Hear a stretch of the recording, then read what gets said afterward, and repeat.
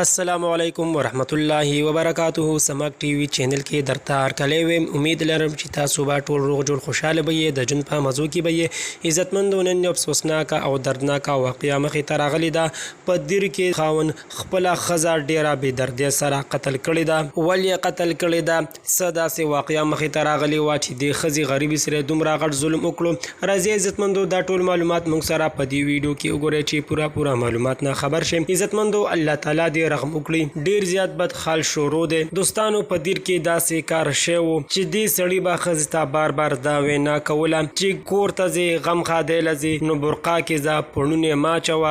دې ښځې به ورته دغه وخت کې ښه وکړلو، خو وروسته به دې پړون یې اچولو، برقا به یې نه پساروله. یو ورځ یې په کلي ګاونډ کې واده و او دا خاوند یې په دې باندې پېښلو چې دې خو پړون یې اچولی دی. چې کله دا ښځه د واده نه فارغه شوله او د هغې نه پس خپلې مور کره لاړله. وروسته ورپسې دا کور ته ورغلی او ښځې ته وویل تا ته ما نه ویل چې ته به برقا کې ګرځې او تا بیا پړون اچولی دی. په دې خبره باندې شور او غوبل جوړ شو.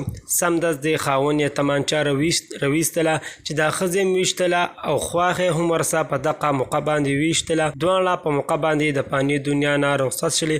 الله تعالی دې مغفرت نصیب کړي او کوروالو ته دې الله تعالی د زړه صبر ورکړي. عزتمندو، موږ ته پکار دي چې خپله زنانه خپلې تورسرې د وړوکټوالۍ نه په برقا باندې عادت کړلو، د پردې هدایات ورته ورکوو. ځکه نن سبا چې څومره د فتنې او شرخور دی، د اصل وجه دا ده چې موږ کې بېخایي پیدا شوې ده. ځکه چې اسلام کې بېخایي ډېر بد چیز دی. حدیث مبارک هم دی چې هر کله تا کې حیا نه وي چې بیا سم خوښه وي هغه کوې. نو موږ ته پکار دی چې خپلو بچو له خپلو زنانو له د پردې ترغیب ورکړو.